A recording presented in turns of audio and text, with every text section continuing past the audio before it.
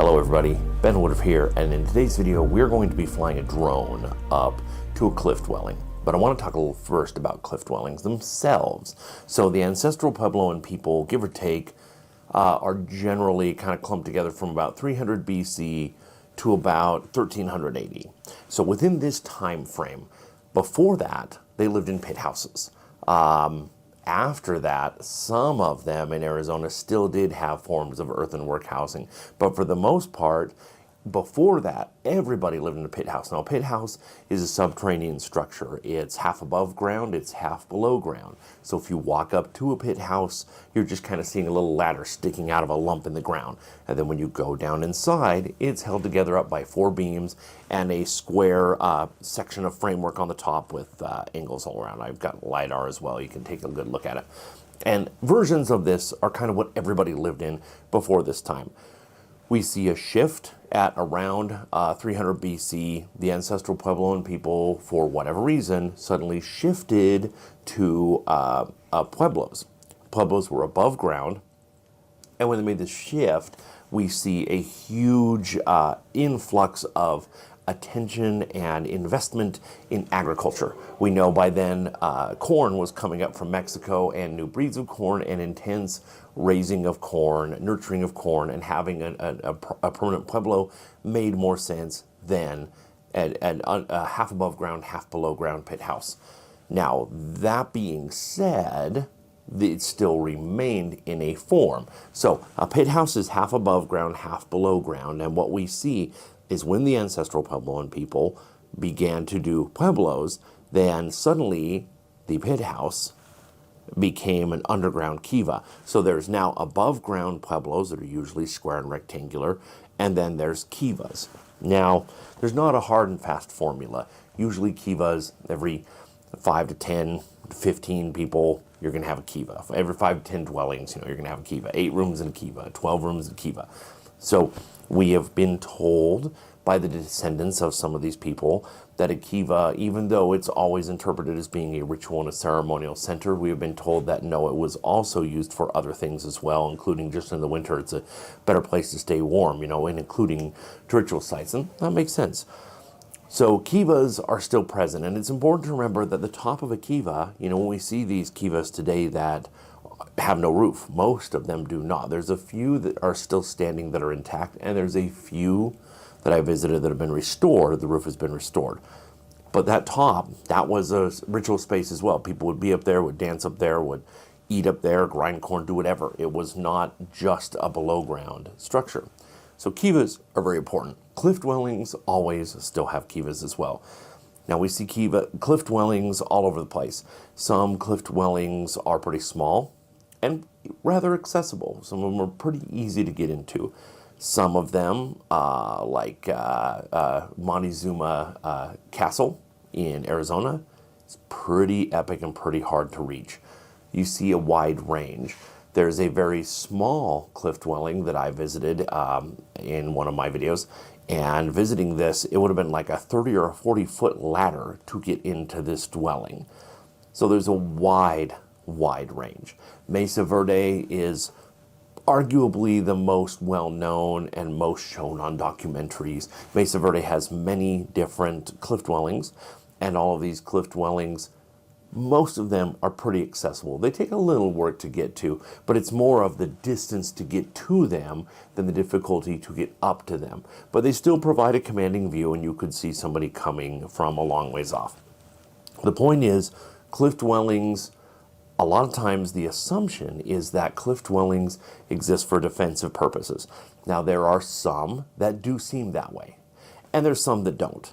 So it's important to remember that the history of the Southwest and Northwest Mexico is not just a nice, easy, smooth, linear story. There's people that came and went. There were huge droughts. There were floods. There was a volcano, Sunset Crater, that blew up and changed everything in an area. You had violence. You had people being enslaved. We even had cannibalism documented in Chaco Canyon. You had wonderful things. You had terrible things. You had people intermixing. You had times of peace. You had times of violence. So when we look back, we just say, this is the past. all these dwellings are from the past. No, there's a big difference between one that's, 700 years ago, 1,000 years ago, 1,500 years ago. These are huge differences in time. They don't seem that way to us because it's all there. It's all just nobody's living in it anymore. But it's important to understand that there's not just one answer. But one, because you could have cliff dwellings for defensive reasons, you could have cliff dwellings for spiritual reasons. We know most cliff dwellings face the rising sun, so they'll get as much, especially in the winter, of that nice warmth hitting them and warming up the whole pueblo. It makes sense. One of the most important things we see, though, is water.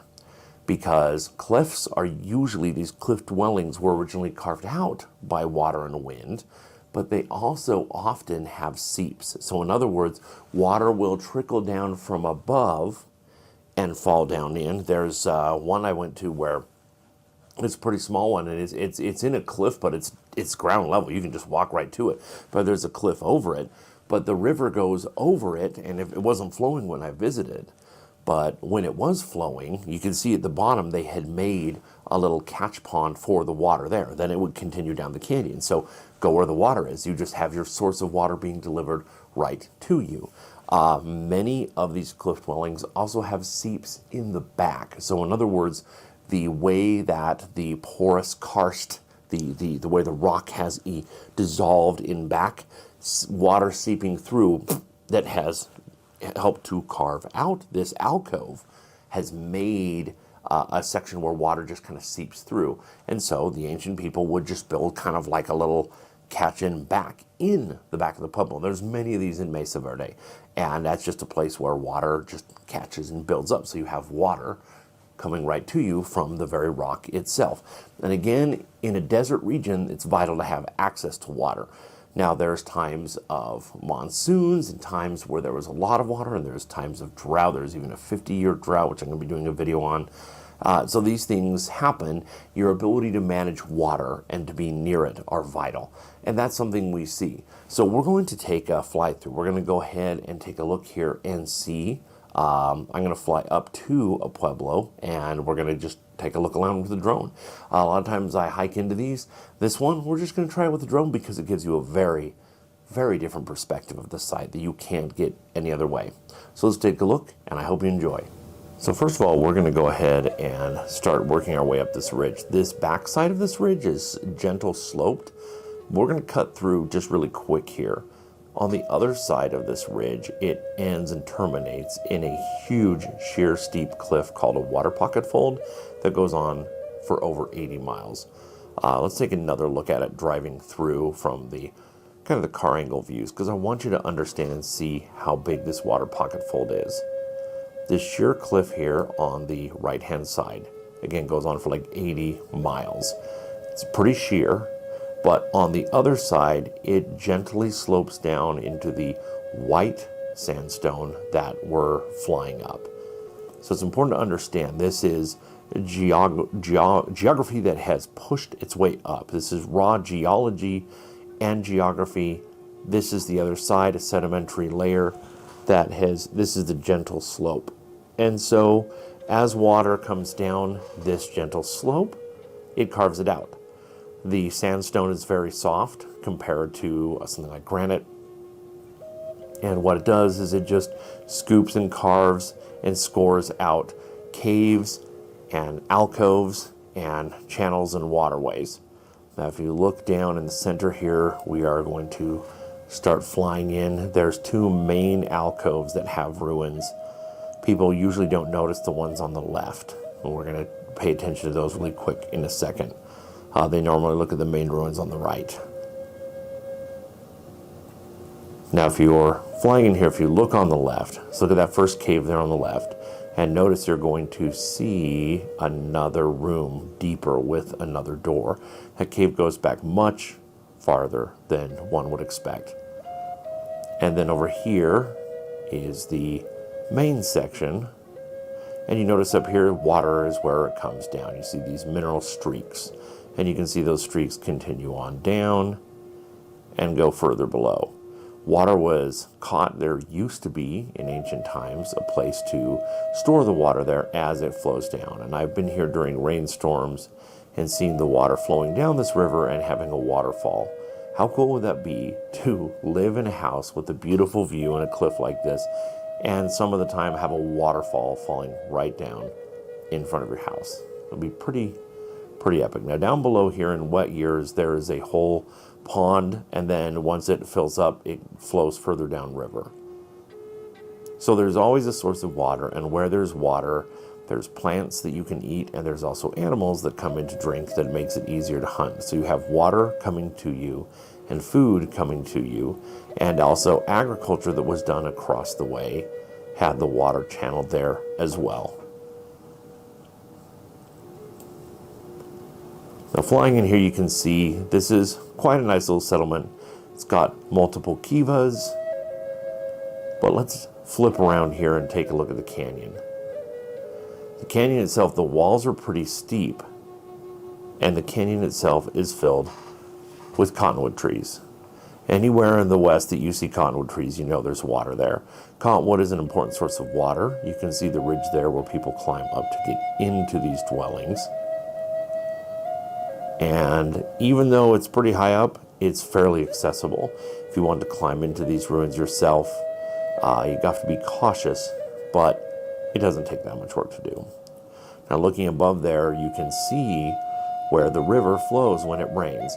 During ancient times, this river would have been flowing almost constantly, at least a trickle, a little bit of a stream. But now that we're in the middle of a drought, it only flows when it's raining. We can look out up above that ridge, and if we look across the valley, you can see down in that open valley is where agriculture happened, where corn was grown, where you had good angles for the sun. But getting a little bit higher up, again, we're on the gentle sloping side of this ridge where all the water flows. But this canyon we just saw is the biggest of several.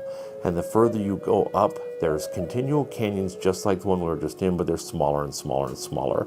And the next one up right here, I've shown in other videos, contains another really nice cliff dwelling, quite a bit smaller and a little more cozy. But it's formed by the exact same geologic forces, the same water, the same ridge, the same gravity. And again, if you see that black streak in the dead center, that's where the water comes down and it mineralizes the rock, makes a little catch pond there. Now this is from above following a river during a rainstorm. And we'll flip around and we're going to take a look at this. I've done a video on this site earlier this year. But take a look at that. How beautiful. Absolutely incredible. And again, it had like a 40-foot ladder to climb into, which seems defensive in my take, but who knows. Now looking back up on the ridge, so we're directly above our original cliff dwelling. And if we draw a line here, this line, the other side of that line is the red cliff. If it goes straight down from there to that big red cliff we saw in the beginning. Looking back down, you can see a couple of other grooves for canyons that also have cliff dwellings and pueblos in them. And looking out this way, you see that notch, just past that notch in the distance there. We're going to go ahead and mark it here. Right where this arrow is, that is where I showed the clip of driving through the mountain. And again, on the other side is that sheer red cliff, which from this angle, you would never ever know. Okay, looking back down here, let's go ahead and go down in here. And in fact, just to make things easier, let's speed this up for a little bit. I don't fly a drone this fast when I'm going into these sites, but you can speed it up in post-production.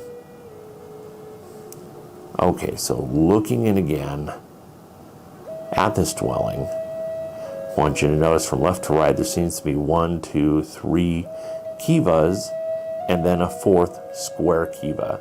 Square kivas are very rare. I'll do a video on it some other time. But this is pretty substantial. Again, these caves are deeper than you think, and the structures go back a lot further than you would think. Again, this has such a commanding view, and you can see this square kiva right here. Worth noting because, again, you do not see square kivas often at these sites. There's a lot of controversy about square kivas, but nobody ever talks about it in conjunction with this site, so I thought it's definitely worth mentioning. So again, seeing this, I just like to ponder and think how wonderful it would be to live in a place like this. It would take some work, but climbing in and out of it, if that's what you do every day, I think people would have no problem doing it. I don't think it would be any different than you walking from your car to go into your office. I think it would just be cut and dry and easy, but it seems so wild. But I hope you enjoyed this. Let me know if you like this kind of a video with drone shots. But always remember that life is a gift. So never stop learning and never stop exploring. We'll see you next time.